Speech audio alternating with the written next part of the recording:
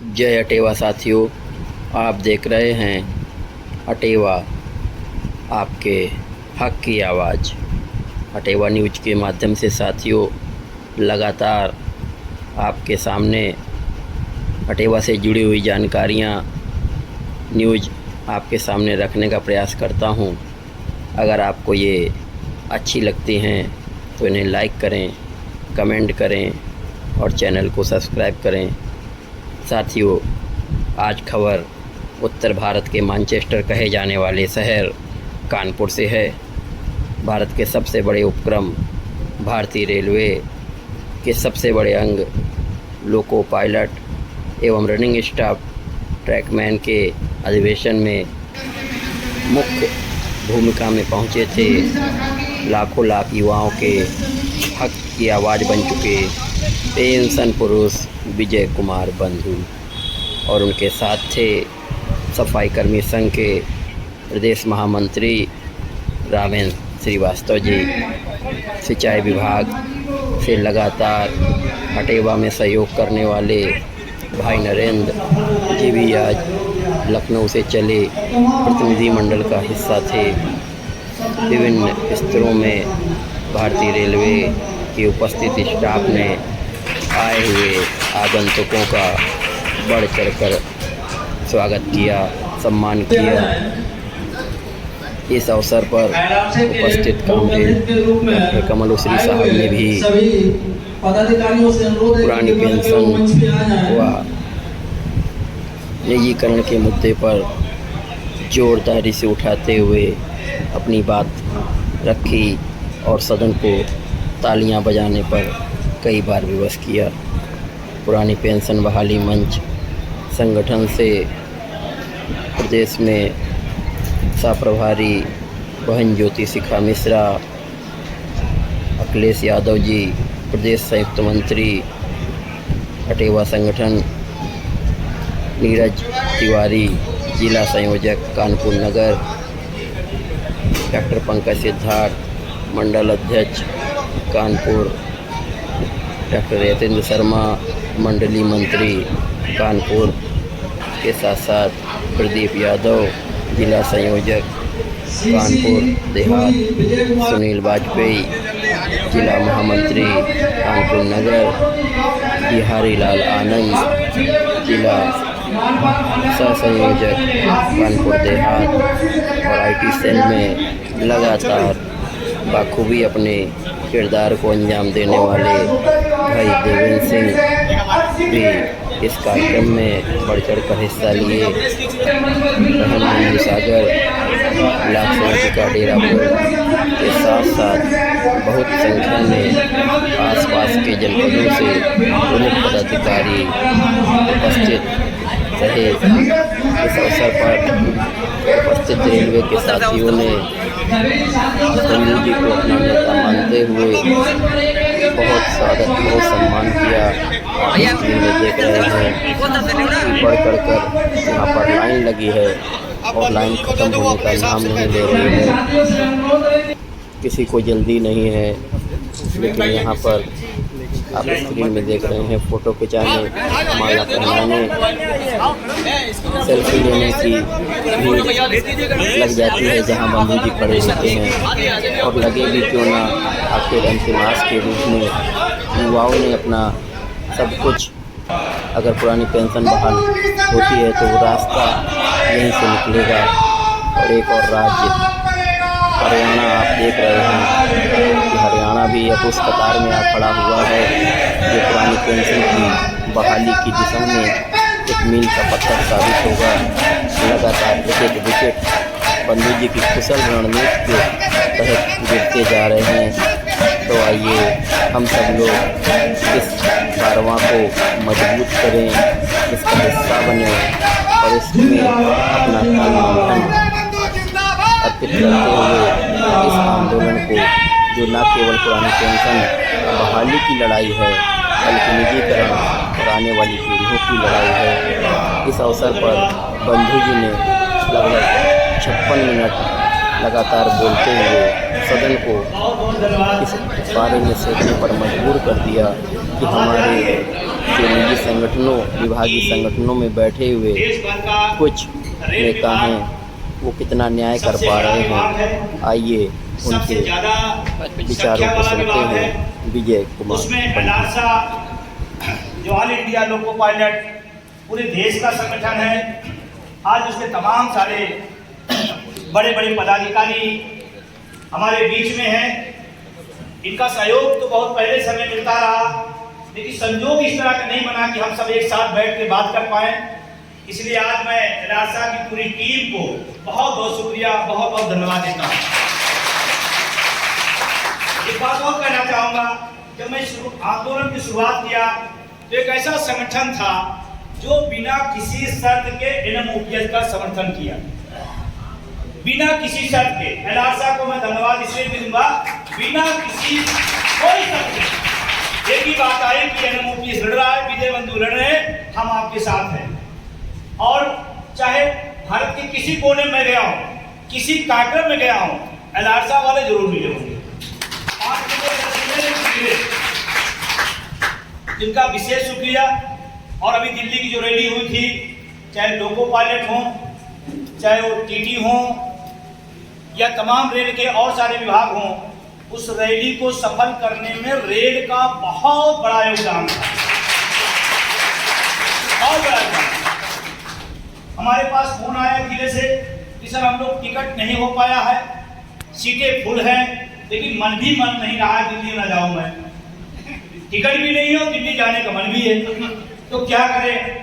तो हमारे साथ उस समय TT संगठन के जो लोग थे उनसे मैंने फोन किया, हम तो भाई ऐसी मुसीबत है, क्या किया जाए। तो उन्होंने कहा कि हमारा काम होता है टिकट चेक करना, और हम इसी काम पे लगे होते हैं, लेकिन 1 अक्टूबर को हम लोग इसलिए लगे हैं कि कोई छूटने न पाए।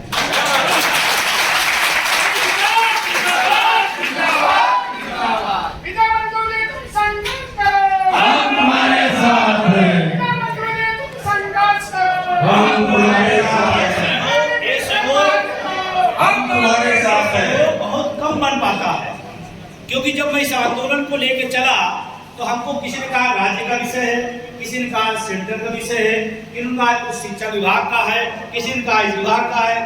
पेंशन किस विभाग का है मामला? पेंशन किस विभाग का मामला है? सभी विभाग। और इसी बात का बहुत लोगों को दर्द होता है कि पहले तो अलग अलग था मामला, ये विजय बंधु क्या कर दिया, सब एक हो गए। लोगों पायलट भी पैदा है, बहुत का मास्टर बदल बैठा हो। ये अद्भुत संयोग हिंदुस्तान में इसी NMOPS अटेवा ने अद्भुत प्रयोग किया, और प्रयोग के पीछे कारण क्या था?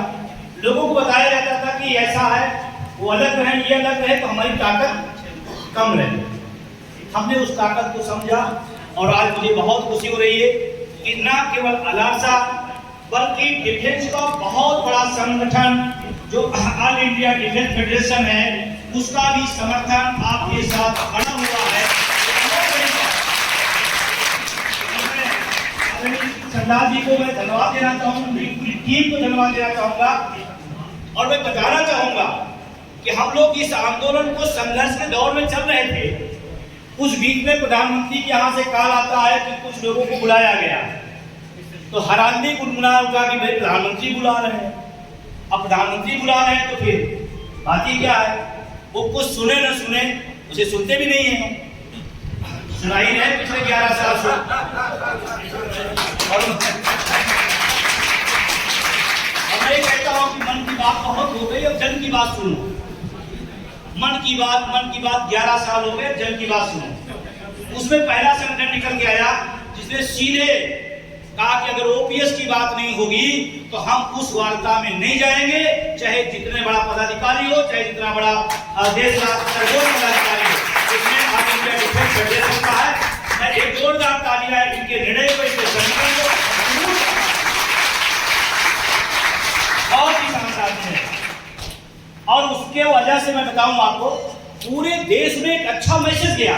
कोई तो है जो कह रहा है हमारी वार्ता सिर्फ OPS को होगी, अदरवाइज कोई वार्ता नहीं होगी।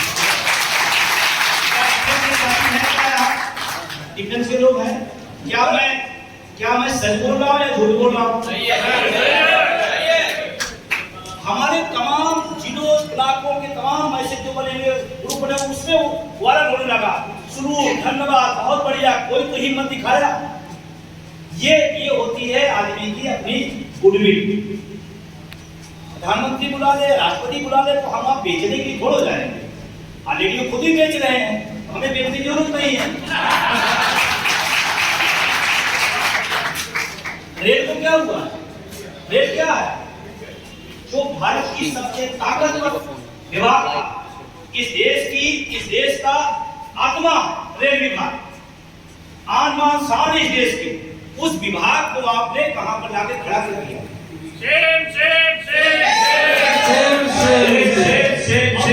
खड़ा करने में सिर्फ सहयोग सरकार का ही नहीं योगदान है। उस संगठन में, उस विभाग में कुछ संगठन भी, कुछ नेता भी रेल के साथ ही गलत तो नहीं बोला। वो अकेले नहीं, उसमें रेल के बहुत बड़े ताकतवर संगठन और ताकतवर लोग हैं और रेल की आज स्थिति पैदा। मैं नागपुर गया था डिफेंस के साथ ही, अभी कुछ आए भी थे, एक बार मैं प्रोग्राम किया डिफेंस में नागपुर में। नागपुर समझी रहे हैं, समझदार है। तो वहां बताया गया, मुझे तो जानकारी दी गई कि हम जो हमारे यहाँ सामान बनता है अपने देश की रक्षा के लिए, गोला बारूद, हम उसको कम कीमत में ज्यादा बेहतर बनाते हैं। लेकिन सरकार कह रही नहीं, इसको नहीं, हम कंपनियों से हायर करेंगे ज्यादा दाम। जरूरत तो नहीं, हमारी ज्यादा जानकारी नहीं है, लेकिन वो जो लोग बताए हम ज्यादा दाम पर सामान खरीदेंगे, वो उतने क्वालिटी में भी अच्छा नहीं होगा। आप कल्पना करो, मेरी बात को बहुत गंभीरता समझना, क्या ये देश के साथ मजाक नहीं है? कोई कंपनी अगर कंपनी है, कंपनी सिर्फ प्रॉफिट देखती है। हमारे रक्षा क्षेत्र में उत्पादन इकाइयां इतनी शानदार है, अच्छी हैं, हम उसके माल को न लेकर के दूसरा बाहर से हायर करके, वो कल्पना करो कंपनी क्या सोचेगी? वो सुरक्षा सोचेगी, अपना प्रॉफिट सोचेगी। अपना पहला काम प्रॉफिट होगा, सुरक्षा नहीं। लेकिन डिफेंस में बनी हुई चीज का एक एक कर्मचारी चपरासी भी होगा, वो अपनी देश के लिए आन बान शान से सुरक्षा को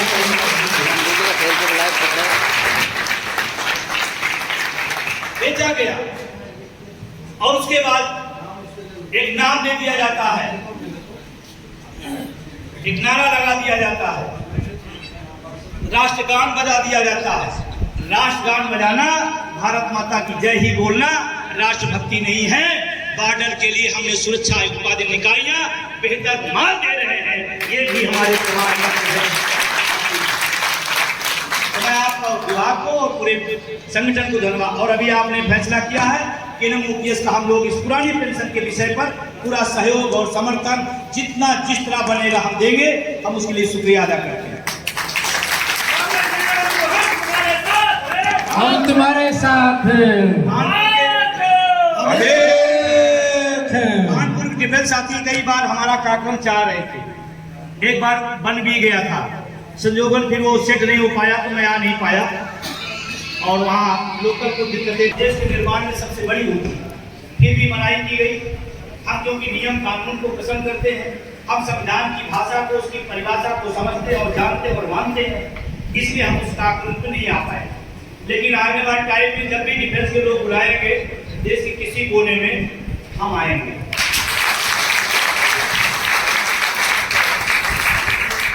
हमारे साथ बहुत ही संघर्ष के साथी रामेंद्र श्रीवास्तव जी, जो NMOPS के राष्ट्रीय सोशल मीडिया प्रभारी हैं। हमारे साथ डॉक्टर कमल सूरी साहब, राघवेंद्र जी लखनऊ से, जो इस एलारसा की मीटिंग में लाने, बुलाने और समायोजित कराने में सबसे बड़ा उनका योगदान रहा। एक बार तो मैं यहाँ भी मना कर रहा था, लेकिन जिद पे आ गए, नहीं सर आपको कानपुर चलना ही है।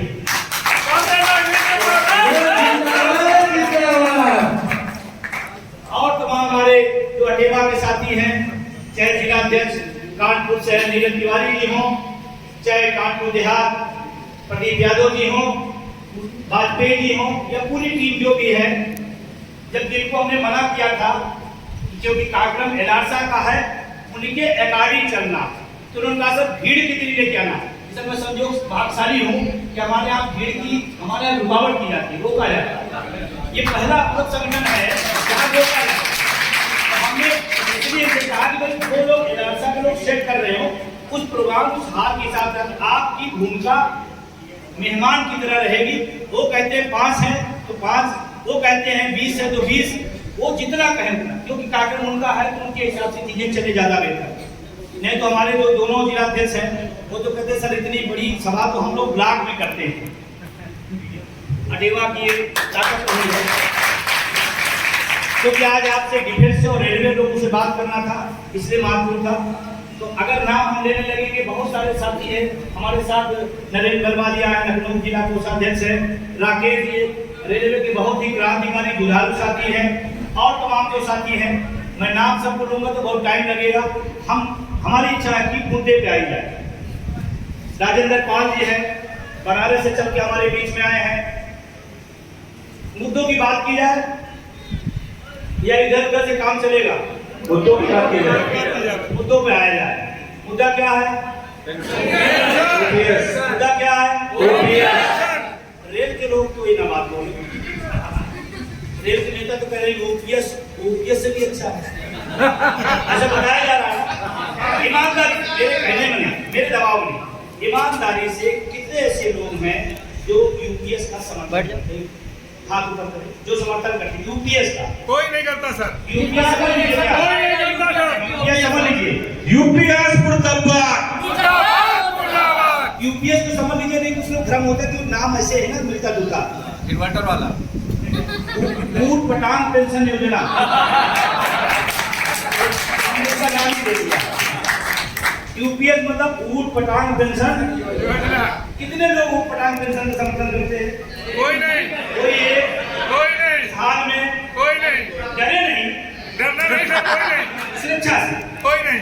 और कितने लोग हैं जो पुरानी पेंशन का समर्थन करते हैं? सभी सर।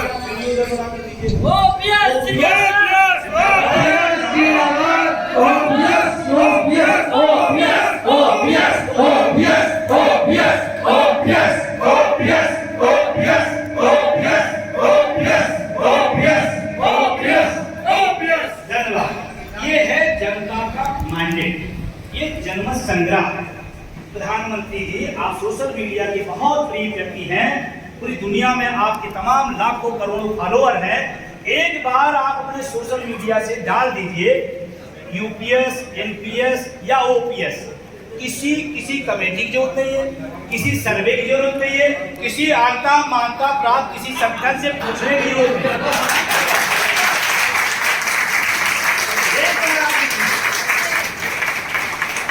एक बार आप लिख दीजिए एनपीएस, यूपीएस या ओपीएस या इसमें से जैसे हम लोग शिक्षा जगत से हैं तो हमारे यहाँ जो आपने भी परीक्षाएं पास करते हो में 4 विकल्प होते हैं। 4 विकल्प, एक एनपीएस कर दीजिए, एक यूपीएस कर दीजिए, एक ओपीएस कर दीजिए और एक कर दीजिए इनमें से कोई। पूरे देश का सर्वे आ जाएगा, आपकी कमेटी का जो पैसा बचेगा वो हमारे लिए बोनस दे दीजिएगा।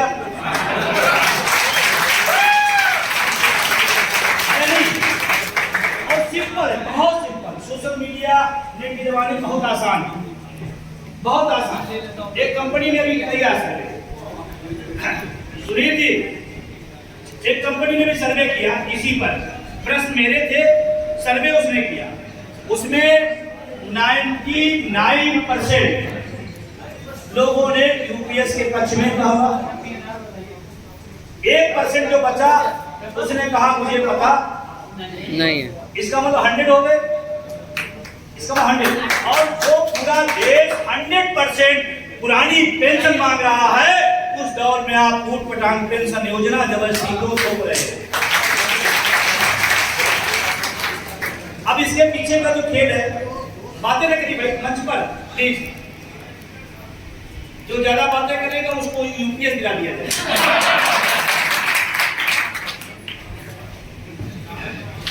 अब इसको समझिए मर्म क्या है, क्यों इतना सरकार को तकलीफ हो रही है, इतनी पीड़ा क्यों हो रही है। रेलवे कर्मचारी किसका काम करता है? देश का। डिफेंस का आदमी किसका काम करता है? शिक्षक भी है, किसका काम करता है? देश का, और आप अगर बुढ़ापे की लाठी उसको देंगे तो देश ही काम आ रहा है। एक नया फार्मूला निकाला, देश के लिए छोड़ दीजिए, देश हित में प्रधानमंत्री जी अपनी सारी सुविधाएं आप छोड़ दीजिए। मैं कानपुर में ऐलान करता हूं, मैं डिमांड नहीं करूंगा। देश हित में आप कुछ छोड़िए, आप देश हित में कुछ नहीं छोड़ोगे बल्कि और ज्यादा बढ़ाओगे और हमको देशभक्ति सिखा रहे हो। देश हित में हमसे सिलेंडर छुड़वाया गया, एक बात कह दो, नेता ओपीएस और भत्ता छोड़ दो, वहां आपकी बात नहीं हो रही है। बात समझ में आ रही है? लेकिन समस्या क्या है, हम जिस मूल पे आना चाहते हैं, मैं कहना चाहता हूं ये मामला, क्योंकि सांसद विधायक मंत्री वो एक अलग कैटेगरी है, उस पे सुविधाओं पर कोई चोट ना आने पाए। लेकिन यहाँ जो बैठा व्यक्ति है, गरीब गुरबा किसान कमेरा वर्ग दुकानदार का बेटा बेटी है, उनके बच्चे हैं, इसलिए उनका हक माना जा रहा है। और उसके बाद आप सुन रहे हो असली लड़ाई यहाँ, और मैं दावे के साथ कह सकता हूँ लोअर मिडिल क्लास का जो सबसे बड़ा सपना, आप किसी से पूछ लीजिएगा, मेरी बात विश्वास करिए, आप जाइए गांव में, आप उससे पूछो गार्जियन से, आप अपने बच्चे को क्यों पढ़ा रहे हो, 99% जवाब आएगा बच्चा पढ़ने के लिए सरकारी जॉब मिल जाएगा, आगे का भविष्य जाएगा। 99% आदमी बोलेगा। इसका मतलब जो सबसे निम्न और मध्यवर्गीय परिवार है उसका सपना सरकारी नौकरी है, और आप सरकारी नौकरी को खत्म कर रहे हो, उसकी सामाजिक सुरक्षा खत्म कर रहे हो। इसका मतलब इस देश के 90% जो आबादी है उसको आप खत्म करना चाहते हैं, और इसीलिए लड़ाई। हमारा भाई अग्निवीर बनेगा, किसी का बेटा बीसीसीआई का सचिव बनेगा,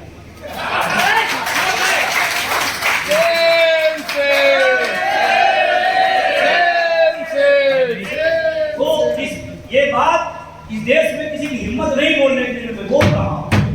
हमारा भाई अग्निवीर तो आईसीसीआई का अध्यक्ष बनेगा।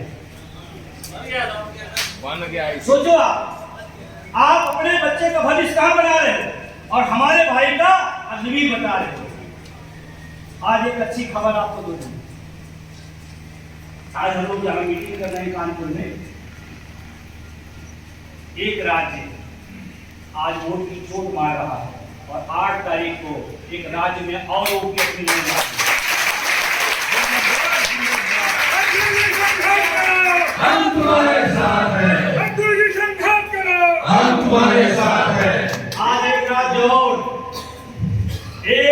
और हरियाणा 8 तारीख को एसपीएस से मुक्त होकर के ओपीएस होने जा रहा है। और वहां के मंत्री जी गए चुनावी सभा में बोले, क्योंकि दबाव वहां बहुत ज्यादा है ओपीएस का। हमारी टीम के प्रदेश अध्यक्ष वीरेंद्र धालीवाल और उनकी पूरी टीम वहां लगातार लगी, और उसका ऐसा रहा कि ओपीएस सबसे निर्णायक मुद्दा बना। गृह मंत्री जाकर बोल रहे हैं अग्निवीरों को हम पेंशन वाली नौकरी देंगे।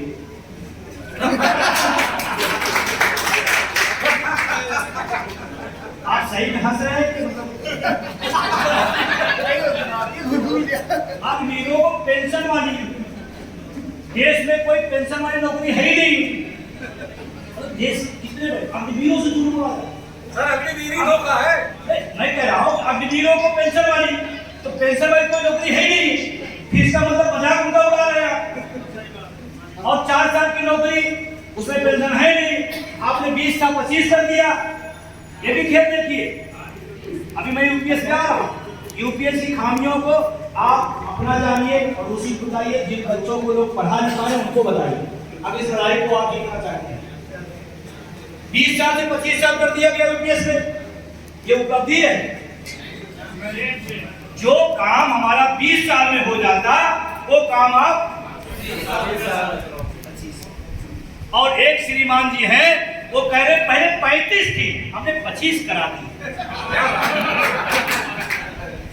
किसने सुना था 35? मैं तो अपनी लाइफ में नहीं सुना था 35। हो सकता पहले रहा हो, मुझे नहीं पता, लेकिन 35 तो हमने कभी नहीं सुना। ये जुमला है जो भी रहा, मैं अपनी लाइफ में नहीं सुना। और वो बता रहे 35 थी 25 करा दिया। 20 थी 25 हो गई। उटपटांग पेंशन योजना ऐसे नहीं बोला जा रहा।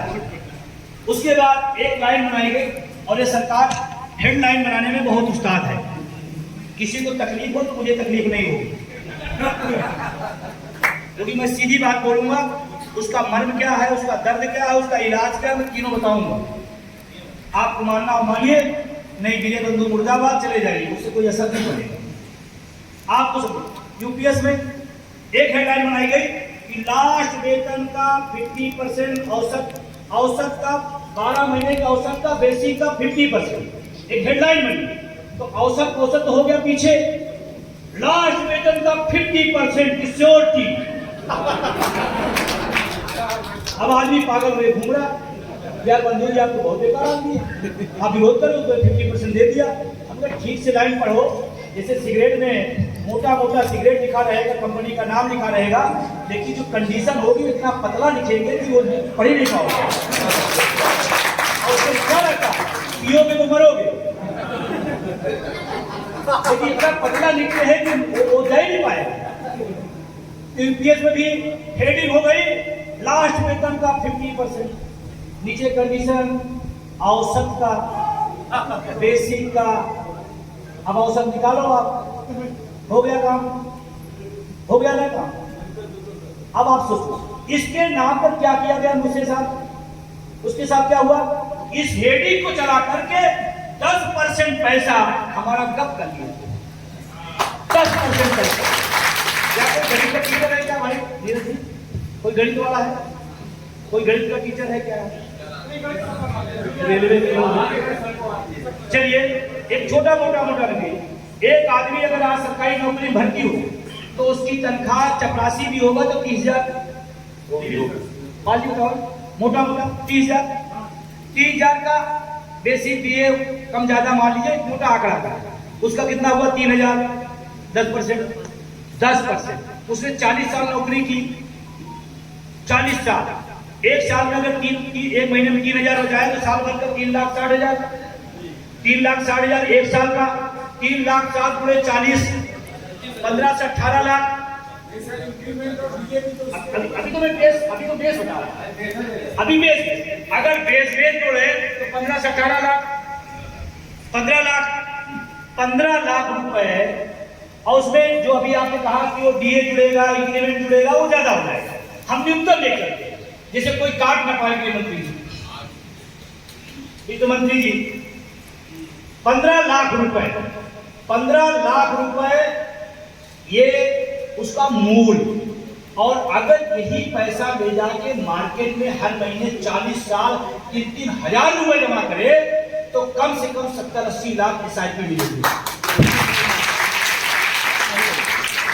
और ये आपका 3,000 नहीं रहेगा, तनख्वाह बढ़ेगी 10% भी बढ़ जाएगा, बढ़ता रहेगा। हम 3 को मोटा कम से कम 70-80 लाख रुपए अगर आप प्राइवेट मार्केट में चले जाइए, SIP डाल दो, 40 साल, बहुत पैसा होता है।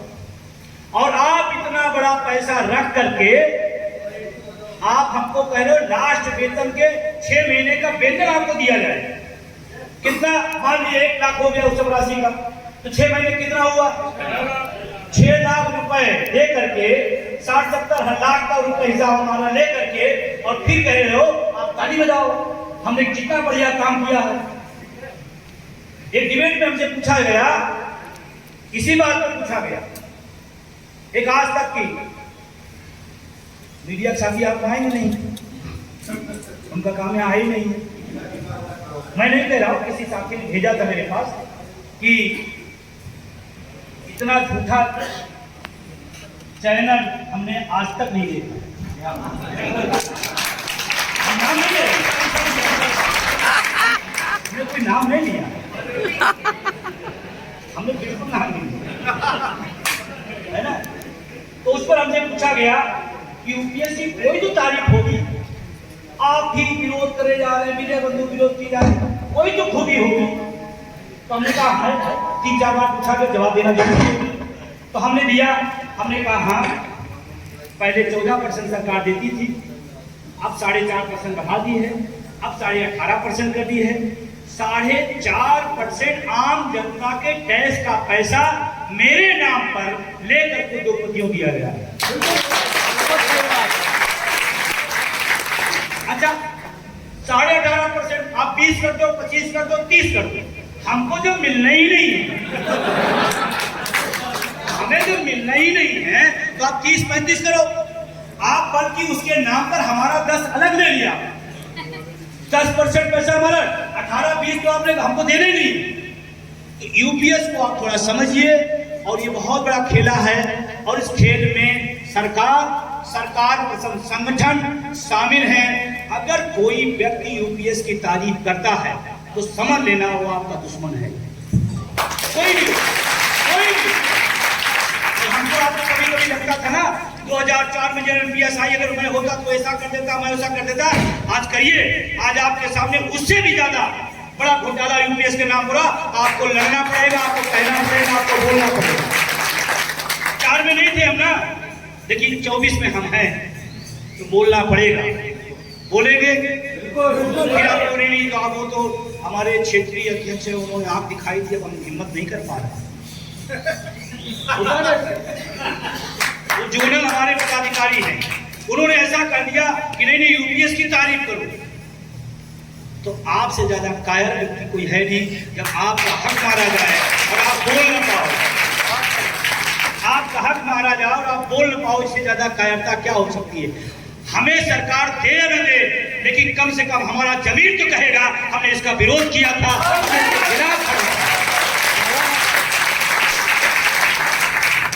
और इसीलिए आज कानपुर के साथियों आपके बीच में आया कि लड़ाई बहुत बड़ी होती जा रही है, और लड़ाई, लेकिन एक चीज इसमें सकारात्मकता जरूर देखिएगा।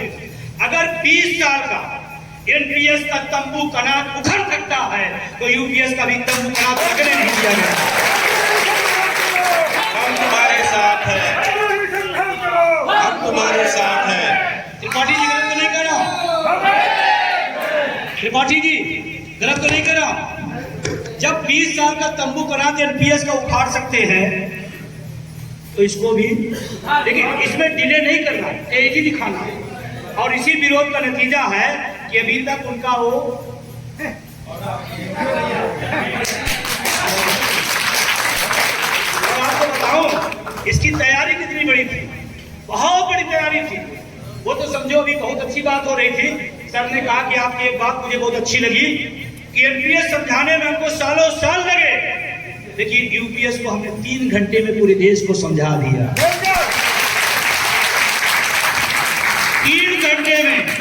3 घंटे में पूरा देश समझ गया एनपीएस घोटाला है, यूपीएस महाघोटाला है। और अब आप समझ गए हैं इस लड़ाई को आगे बढ़ाना। लड़ाई कैसे जीतेंगे? साल भर आप ओपीएस जिंदाबाद, ओपीएस जिंदाबाद, जब आपको मतदान देने आए तो आपका कुछ और नशा चढ़ने लगे। हम इसके खिलाफ, अगर विरोध है तो है, समर्थन है तो दोहरी बात नहीं। और लोग कहते हैं आप एक पार्टी के सत्ता के आप विरोधी हैं, गलत बात। हम विरोधी नहीं, वो हमारे मुद्दे के विरोधी है, वो हमारे मुद्दे के विरोधी, हम उनके विरोधी नहीं। प्रधानमंत्री जी आज ओपीएस लागू कर दे, सबसे पहली माला हम लोग पहनाने चले। गलत तो नहीं कर रहा हूं? बलबीर जी बताइए, हमें क्या, हमें तो ओपीएस चाहिए, ये दे वो दे वो दे, हमसे उससे कोई लेना देना नहीं, हमें चाहिए। आप विरोध करोगे तो आपका विरोध होगा, जो समर्थन करेगा उसका समर्थन होगा। और इसी दम पर 4-5 राज्यों के अंदर पुरानी पेंशन लागू हुई। कोई माने न माने, चाहे कोई स्टेट का मामला, सेंटर का, लेकिन मैं ये बात कहता हूं, अगर 4-5 राज्यों के अंदर लागू हुई तो देश के लोगों को उत्साह मिला, उनको ताकत मिली, हिम्मत मिली कि हाँ किया जा सकता है। यस या नो? और 5वां राज्य 8 अक्टूबर को फाइनल।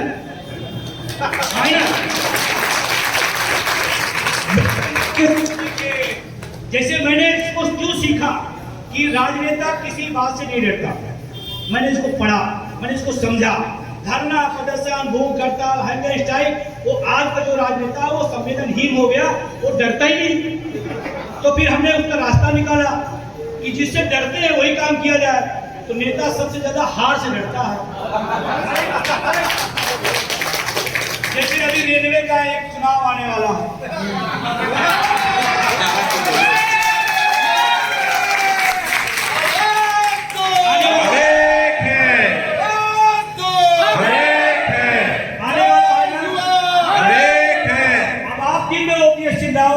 और शाम को फिर उन्हीं को दे दो, वो यूपीएस की तारीफ कर रहे हैं, तो फिर कोई काम का नहीं। फिर वो कहीं देखो जो मैंने कहा था वो सही था, क्योंकि लाखों लोग आपको चुन के बैठाए हैं। अब आपका पहला फर्ज है, जिन लोगों ने उसका समर्थन किया है, हमको उसके खिलाफ वोट करना है। कर सकते हैं, नहीं ट्रांसफर करा देंगे दूर।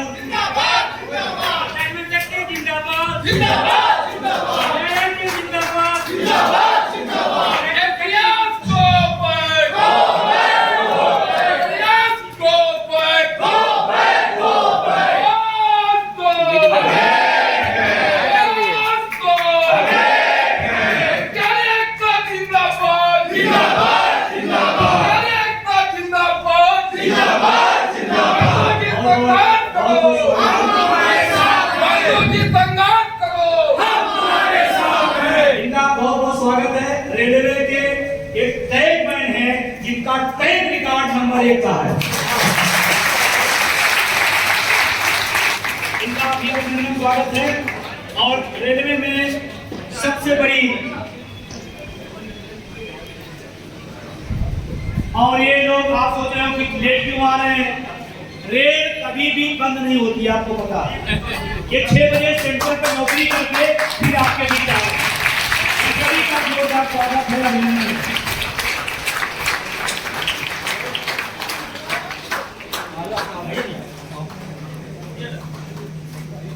फटाफट करिए, फटाफट जल्दी। बहुत बहुत स्वागत है एआरडीयू का। हमारे साथी इंद्रजीत भाई यहाँ पर आए हैं अपनी टीम लेकर के, और टीम लेकर के सिर्फ आए हैं, कोई छुट्टी का दिन नहीं है, पूरे ड्यूटी करके इसके जोरदार तालियों के साथ उनका स्वागत है। जो पेंशन की बात करेगा वही देश पर राज करेगा, जो पेंशन की बात करेगा वही देश पर राज करेगा। ट्रैकमैन शक्ति जिंदाबाद, जिंदाबाद, जिंदाबाद। बहुत धन्यवाद ट्रैकमैन का। और रेलवे में ट्रैकमैन की जो सबसे बड़ी संख्या है, लगभग 30% रेलवे में सबसे बड़ी संख्या ट्रैकमैनों की है। और मुझे खुशी है कि ट्रैकमैन पूरा देश का एनएमओपीएस के साथ है, विजय बंधु के साथ है। मैं इनका भी अभिनंदन करता हूं। अब मैं कर रहे उनके खिलाफ जाएगा, जाना चाहिए, जाना चाहिए। जीत किसमें है? ओपीएस में। उसको मैंने कहा सीखा, इसी देश में एक बड़ा आंदोलन हुआ, उसरी साहब, इसी देश में एक बड़ा आंदोलन हुआ। जितने भी आंदोलनकारी थे, संगठन थे, सबको बहुत ताकत मिली किसान आंदोलन से, बहुत बड़ी ताकत मिली, किसान आंदोलन ताकत मिली। लेकिन उसके सारे पक्ष बहुत अच्छे हैं। एक पक्ष मुझे जो उसमें बहुत ज्यादा टीज किया, तो हमें बहुत ज्यादा अंदर तक खिलाया। 750 किसान शहीद हुए इस आंदोलन के दौरान। 750 किसान। एक नेता मर जाता है, पूरा देश बनाता है, देश के भाग बिताता। 750 लोग शहीद हो गए। इस देश के लिए शर्म की बात है, शर्म की बात है। लेकिन उसके बाद प्रतिफल क्या निकला? 750 शहीद के बाद हम फिर उसी ट्रैक पे आ गए और हमने फिर उन्हीं को वोट दे दिया। तो 750 किसानों के शहीद के कारण थे, उन्हीं को हमने फिर वोट दे दिया। और इसीलिए किसान आंदोलन की बहुत बड़ी विशेषता होते हुए सब कुछ नुकसान में चला गया। मैं वो गलती नहीं करना चाहता, आप भी चाहते हैं वो गलती हो? उसका एक ही तरीका है। इस देश में डॉक्टर भीमराव अम्बेडकर साहब ने हमारी ताकत वोट की दिया है। वोट की जोर से अपने मुद्दे को हम जीतेंगे।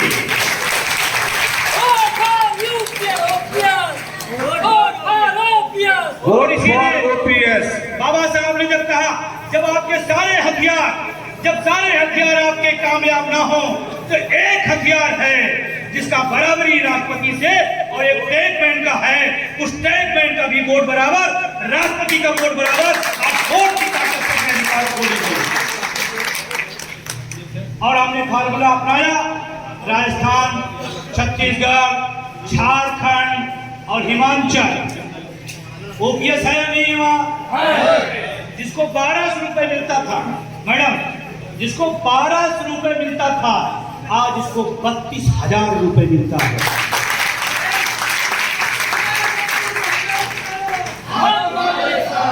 ₹32,000। तब समझ में आया कि ओपीएस की ताकत कितनी बड़ी है। 2 बेटियां शादी करने की, 1200 रुपए जो हम शिमला के अंदर रैली करने गए तो 1200 रुपए मिलता था। हमारा पैर पकड़ के, जबकि रिटायर हो चुका था, हमसे सीनियर रहा होगा, जो मुझे अच्छा नहीं लगता कोई सीनियर मेरा पैर छुए। हमारा संस्कार, हमारी सभ्यता अलग तरीके की है। पैर छुआ, हमने कहा नहीं चले। कहा साहब 1200 रुपए मिलते हैं, 2 बेटियां शादी करने को है, हम क्या करें? धूप मरे, उनकी शादी की तैयारी करें, और तैयारी करें तो कैसे करें 1200 रुपए?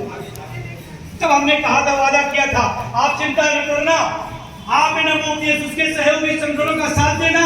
इसी शिमला में कह के जा रहा हूं, आने वाले टाइम में आपको पेंशन मिलेगी और पेंशन महान भी 32,000 रुपए मिलेगी। वहां भी हमको FIR की गई, जयराम ठाकुर ने FIR कराया। 28 लोगों में FIR हुई शिमला में, 22 में, और मेरा उन 28 लोगों पर 27 लोग वहां के थे। मैं अकेला कहां से गया था? लखनऊ से। हमारा नाम नहीं था, लेकिन पता लगा कि मुख्यमंत्री जी के यहाँ आदेश आया है कि वो जो लखनऊ से आया है विजय बंधु, जो ठंडी वादियों में ओपीएस की गर्मी पैदा कर रहा है, उसका नाम जरूर डालो। मेरा भी नाम था। FIR, उस साथ FIR, समझ रहे मेरी बात? और जो राज ठाकुर ने कहा अगर जिनको पेंशन दे, चुनाव लड़के आगे विधायक बन जाए, नौकरी छोड़े और पेंशन ले ले। बयान सुना होगा आप सब लोग। और हम लोगों ने पूरी टीम ने चुनौती लिया कि हम तो अपनी पेंशन ले लेंगे, लेकिन हम बेहरम लोग नहीं हैं, हम कठोर लोग नहीं हैं, आपको पेंशन दे के विदा करेंगे। और हम सबने पेंशन दिया। और अभी सैनी साहब को भी 8 तारीख को पेंशन मिलना शुरू हो जाएगी। इसके पीछे का लॉजिक क्या है? नेता सिर्फ वोट की चोट से लड़ता, हार से लड़ता है। और हमारी संख्या अगर पूरे देश की जोड़ दिया जाए, कर्मचारी जमात की जोड़ दी जाए और उसके परिवार की जोड़ दी जाए, इतना हम हैं, किसी के हराने और जिताने में फर्क पैदा कर सकते हैं। और हम क्या है, लेवल नहीं है। हमारी सभा में कोई ऐसा तो नहीं जो अनपढ़ हो, कोई एक आध व्यक्ति और ये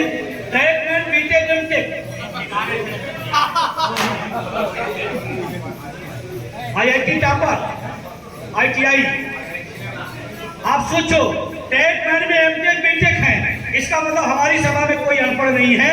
प्रधानमंत्री मुख्यमंत्री के सभाओं में, सदनों में कुछ पढ़े लिखे होते हैं, कुछ। मैं बात इसलिए कह रहा हूं कि आप खुश होइए कि हम सब बड़े बुद्धिजीवी हैं, लेकिन अगर युद्ध हार जाइए तो बेकार है बुद्धिजीविता। किस बात की बुद्धिजीवी? वो अनपढ़ होकर समझ रहा है और हम पढ़े लिखे होकर के। तो अगर हम बुद्धिजीवी हैं तो अपने हक हुकूक के लिए हमको लड़ना, और हम पढ़े लिखे हैं, 5 को समझा भी सकते हैं। हमारे प्राइमरी के मास्टर हैं, जब चाय की दुकान बैठते हैं 3 बजे के बाद और चाय पीते पीते कह देते हैं सरकार आ रही, वो जा रही है, तो गांव का आदमी कहता है पढ़ा लिखा मास्टर सही बता रहा। 5 नहीं कर सकते क्या? एक आदमी 5 कर सकता है। क्यों संचालक महोदय? आज आप बहुत नाराज हैं। नहीं, काला कपड़ा पहन के आए इसलिए काला नहीं। तो 5 आदमी को समझा सकते हैं। और उसकी शुरुआत कहां से करना है? रेल के इलेक्शन से। कहां से? रेल के इलेक्शन से। रेल का इलेक्शन है, कब है? 4, 5, 6 दिसंबर। उसमें देखिए हमारी नाराजगी हमसे तमाम लोग इसीलिए होते हैं। 2 मान्यता प्राप्त है, 2 दोनों प्रधानमंत्री के अगल बगल फोटो खिंचाए हैं। दोनों को हराना है। दोनों को हराना है।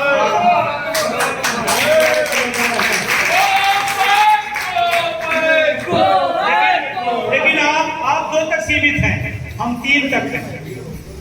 2 तो खड़े थे अगल बगल, एक पर्दे के पीछे का डायरेक्टर है, वो दिखाई नहीं पड़ता लेकिन सरकार का अंग है। 3 है।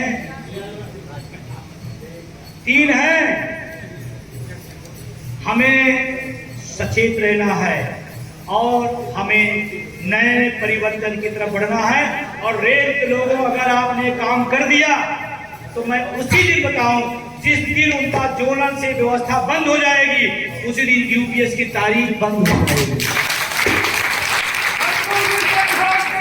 हम तुम्हारे साथ हैं, हम तुम्हारे साथ हैं। हम जानते हैं बड़े नेता हैं, ताकतवर नेता हैं, सत्ता के नजदीक है, संसाधन से लगे पड़े हैं, लेकिन ये भी जानता हूं आज रेल के अंदर जब सबसे पहला मेरी डिबेट जाती है तो सबसे ज्यादा रेल के लोग कमेंट करते हैं और पता नहीं क्या उनके बारे में लिखते हैं, हमें वो बता नहीं सकते। इस डिबेट में हम लोग साथ में थे, एंकर ने पूछ लिया, अरे मानी जी इसमें जो कमेंट आ रहे हैं उसको एक बार पढ़ लीजिए। उन्होंने कहा मैं सोशल मीडिया नहीं देखता हूं। और पता भी लगाते हैं कि विजय बंधु डिबेट में है तो मैं ना जाऊं। और आज आपसे अपील करने आया हूं कि अपने दुश्मनों को समझना है। अगर आप सच्ची में ओपीएस चाहते हैं तो, अगर आपको लगता है कि ऐसे नारे लगाते रहना है लेकिन मेन मौके पर अपने को वही खड़े हो जाना, उसका भी एक सूत्र बता दो। हाँ जी, उसका भी एक सूत्र बता रहा हूं। क्या एक व्यक्ति किसी पार्टी से विधायक बना, सांसद बना, मंत्री बना और उसको टिकट नहीं मिला, वो दूसरी पार्टी चला जाता है।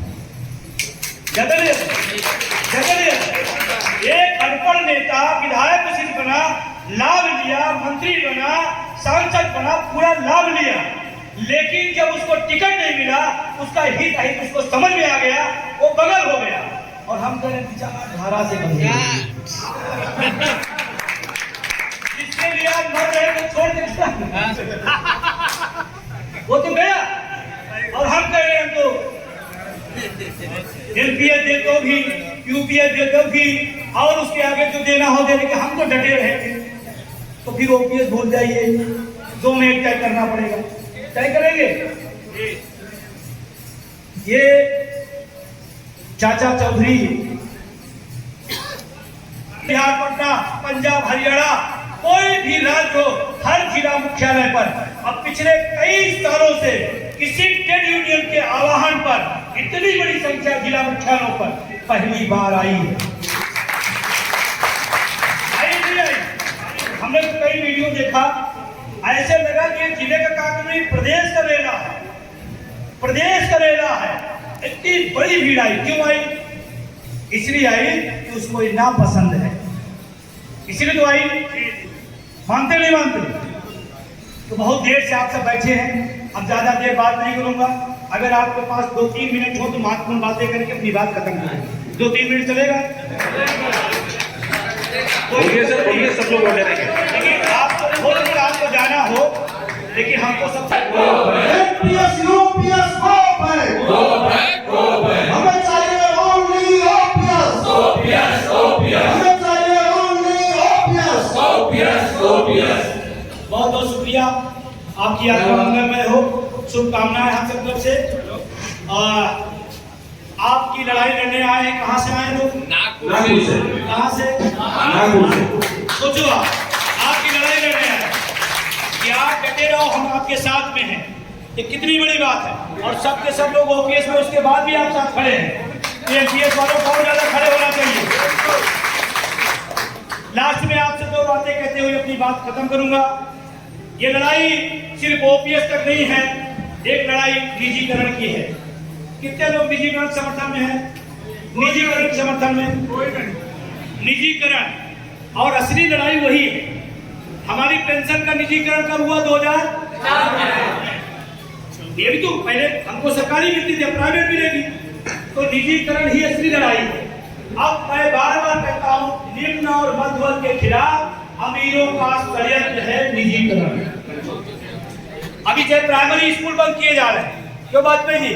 कानपुर का ही प्रकरण है, 700 कितने स्कूल बंद किए गए? 780 अभी स्कूल बंद किए जा रहे हैं। कल्पना करो, सरकारी स्कूल बंद किए जा रहे हैं। मान लीजिए आपने कहा 50 बच्चे हैं, तो 50 बच्चे अगर 1 किलोमीटर के अंदर प्राइमरी है तो 50 है, उसको 10 किलोमीटर के बच्चे जाएंगे। लॉजिक देखिए, लॉजिक देखिए, 1 किलोमीटर 50 है, अब पहले 10 किलोमीटर रख दिया जाए। इसका मतलब गरीब का बच्चा पढ़ाई न कर पाए, इसलिए स्कूल बंद किए जा रहे हैं। अगर इसमें गड़बड़ी है, अगर उसमें गड़बड़ी तो उसको सही करिए। टीचर नहीं जा रहा उसको आप कसिए, जो नियम संगत है। जो आपको और दिक्कतें हैं उसको करिए, लेकिन बंद करना सलूशन नहीं है। स्कूल बंद करके कहता है मोहल्ला स्कूल चला, समझ रहे हैं? तो ये जो चाहे निजीकरण रेल का हो, चाहे शिक्षा का हो, चाहे चिकित्सा का हो, ये निजीकरण देश के लिए घातक है और ये निम्न और मध्य वर्ग के खिलाफ है। इसीलिए निजीकरण को भी आपको साथ साथ बोलना पड़ेगा। आप अपने माध्यम में, आपने कहा सरकारी नौकरी नहीं है, उसे पूछो, आप अपने बच्चे पढ़ा रहे हो, कहाँ पढ़ा, किसलिए नौकरी पा जाएगा? उसी नौकरी नहीं मिल रही है, नौकरी नहीं दी जा रही, उसी के खिलाफ हम आंदोलन साथ दोगे, हमें कौन सी चीज किससे कहनी, ये बात ध्यान रखना, कौन सी बात किससे कहनी। अब एक आदमी नौजवान है, नौकरी तलाश में है, आप उससे अगर ओपीएस लागू करें तो हम तो तालका मचा देंगे, वो कहेगा हम तुम्हारे खिलाफ तालका मचा देंगे, है ना? उससे क्या कहना, रेल में कितने पद, राजेंद्र भाई कहाँ गए? रेल में कितने लाख पद खाली हैं? 3,17,000 खाली है। 3,17,000 रेल अकेले में। मेरी बात को बहुत ध्यान सुनिएगा भाई साहब, आप ही से हाल है, क्योंकि जो हमारे सभा में बातचीत करता रहता है वो उसको लिस्ट में यूपीएस वाले डाल देता है। समझ रहे? मेरी बात सुनिए। लेकिन मेरी जो जानकारी है, आप पता नहीं हो सकता गलत हो, मैंने नेट से जो सर्च किया है, रेल में लगभग 9.5 लाख, सारे सबको लेकर 9.5 लाख पद खाली है, जो नेट बताया, गूगल बताया, मैं उसकी बात बता रहा हूं, क्योंकि मैं बोलता हूँ तो उसके पहले मैं कर लेता हूँ। अब गूगल जो बताया उसकी बात बताओ, हो सकता है गलत हो। 9.5 लाख, मैं आपसे सवाल पूछ रहा हूँ, 9.5 लाख पद खाली और सबको मिला दिया, सारे विभाग को लगभग 30 लाख पद खाली, और देश के नौजवान सड़कों पर रोजगार मांग रहे हैं, और 30 लाख पद खाली। एक तरफ वहां रोजगार मांग रहा, एक तरफ पद खाली। क्यों भाई? एमपी एमएलए के कितने हजार पद खाली है? कितने खाली है? मैं पॉलिटिकल साइंस का टीचर हूँ, उसका स्टूडेंट हूँ, इलाहाबाद यूनिवर्सिटी से पढ़ा हूँ, मैंने पढ़ा है कोई भी एमपी एमएलए का पद 6 महीने से ज्यादा खाली नहीं रह सकता, 6 महीने के अंदर उसको भरना पड़ेगा। अगर एमपी एमएलए का 6 महीने के अंदर भर सकते हैं तो हमारे नौजवानों की सीधे 6 महीने के अंदर क्यों नहीं भर सकते? आपका पद है, क्योंकि आपके लोग उसमें जाएंगे, क्योंकि आपको उसका वेतन भत्ता सुविधा मिल रहा है, इसलिए 6 महीने के अंदर भरा जाएगा, और हमारा सालों साल खाली पड़ा रहेगा। क्यों भाई? 6 महीने के अंदर ये मांग होनी चाहिए। और आप अपनी नौकरी पा गए, आपका भाई बेरोजगार है, हम इतने स्वार्थी नहीं कि हम पा गए तो दूसरी बात छोड़ देंगे। गलत तो कहते हैं क्या? गलत कह रहा हूं क्या? 30 लाख पद खाली है, नौजवान भटक रहा। आप कल्पना करो 6 महीने के अंदर अगर पद भर दिया थे तो 30 लाख नौजवानों को इस देश में रोजगार मिल जाता। अब 30 लाख लोगों को रोजगार मतलब जानते हैं, इस देश का कम से कम कई करोड़ परिवार समृद्ध हो जाता है, क्योंकि एक नौकरी पाता है, उसके आजू बाजू उसका परिवार, उसके माँ बाप, उसके बच्चे एक अच्छे माहौल में आके पढ़ने लगते हैं, जीवन जीने लगते हैं। करोड़ों लोगों का क्या देश इससे मजबूत नहीं होगा? क्या इससे देश मजबूत नहीं होता? क्या 6 महीने में अपने मेले करने से देश मजबूत हो जाएगा, और लाखों पद खाली उससे देश कमजोर नहीं हो रहा? क्या इसका भी सवाल आपको रखना पड़ेगा। लास्ट बात कहते हुए, क्योंकि अब आप विस्तारित होते जाएंगे तो कह लिया क्या बोल रहे हैं, लेकिन जो जुड़ा मुद्दा उसको बताऊं। यहाँ कितने लोग पिता किसान हैं? कितने लोग पिता किसान? हमारे पिता किसान, अधिकांश संख्या किसान घर से। ये मोबाइल आपने खरीदा, इस मोबाइल का दाम किसने तय किया? कंपनी। आपने कपड़े खरीदे, कपड़े का दाम किसने तय किया? कंपनी। मैं आपके पास सवाल छोड़ के जा रहा हूँ, इस पर आप उत्तर दीजिए। कपड़े का दाम किसने तय किया? जूते का दाम किसने तय किया? पेन खरीदा किसने तय किया? कॉपी खरीदा किसने तय किया? जो कंपनी बनाती है उसका दाम वही तय करता है। तो फिर किसान अनाज उत्पादन करता है, उसका दाम सरकार क्यों तय करती है? कैसे नहीं? सबको अनाज मिले, कोई भूखा न रहे, तो ये भी तो है। किसान का बच्चा शिक्षा से वंचित न रहे, ये भी तो एक विषय है। आप नौकरी पा गए लेकिन खुदगर्ज न होइएगा, खुदगर्ज न बनिएगा। आपको भी अपने साथ, अपने मुद्दे के साथ और लोगों को जोड़ना पड़ेगा। क्यों ये बात मैं कह रहा हूँ? क्योंकि सरकार कहती है टुकड़े टुकड़े बांटे रहोगे, लड़ लेंगे। एक बार हमसे किसी ने पूछा, किसान को आप क्यों बुलाते हैं? हम कहे मेरे पिता किसान हैं, बेटा तकलीफ में है, बाप क्यों नहीं आएगा? क्या बात? बाप क्यों नहीं आएगा? उसका आपका बेटा क्योंकि आप नहीं जाओगे क्या? तो अगर इस आंदोलन में किसान, नौजवान, कर्मचारी सब आए तो ये हमारे आंदोलन की जीत होगी और इसी लाइन पे चलना होगा। क्योंकि सरकार चाहती है डिवाइड करो। किसान क्यों आ गया? आप क्या साधु सन्यासी आ जाए तो जय जय का, हमारा किसान आ जाए तो अध्यक्ष। समझ में आ रही बात? भाई साहब बुरा लग रहा है क्या आपको? ये सारे सवाल हैं, शिक्षा है, चिकित्सा है, रोजगार है और सामाजिक सुरक्षा है, जिन पर आपको काम करना पड़ेगा। आप सबने मुझे बुलाया, इतना सम्मान दिया, इतना प्यार दिया और रेलवे के लोगों को मैं स्पेशली थैंक बोलता हूँ। हमको रेलवे में बहुत प्यार मिला।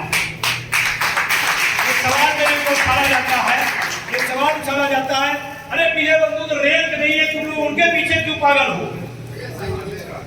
आता है सवाल, आपको बताया जाएगा। भगत सिंह कहाँ के थे? पंजाब के। देश के लिए क्यों लड़े? क्यों देश के लिए लड़े? पंजाब के लड़ते। बोलो भाई, भाई पंजाब से भगत सिंह तो पंजाब की आजादी की बात करते, देश की आजादी की बात क्यों कर रहे? देश की तो है नहीं। तो मैं इस देश का नागरिक हूँ, जहाँ शोषण होगा, जहाँ अन्याय होगा, वहाँ मेरी आवाज लगेगी। और बुरा न मानिएगा, एक मजाक में कह रहा हूँ।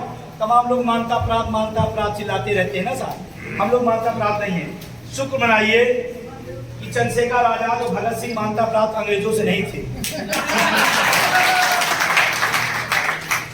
सही कह रहा हूँ नहीं? अगर मानता प्राप्त होते तो हो सकता आजादी सही है। हम आजाद हैं, आजादी ठीक है। सर जी, आप मान्यता प्राप्त की बात करते हैं, एक 30 सेकंड लेना चाहूंगा। ये जो आपके बीच चेयरमैन साथी आए हुए हैं, इनकी देना, ताकत देना, हिम्मत देना, तो आने वाले टाइम में 110% इस देश में पुरानी पेंशन बहाल होगी। बंधु जी संघर्ष करो, बंधु जी संघर्ष करो। अभी NMOPS का बहुत बड़ा कार्यक्रम तैयार करने जा रहे हैं। आने वाले टाइम में जब आपको आह्वान किया जाएगा, आप जिस हालात में जैसे भी होंगे उस कार्यक्रम में पहुंचेगा। आप सबका शुक्रिया। लास्ट एक लाइन बोलते हुए अपनी बात खत्म करूंगा। हक और इंसाफ की हमने हिमायत की है, हक और इंसाफ की हमने हिमायत की है। यदि यह बगावत है तो हाँ, हमने बगावत की है।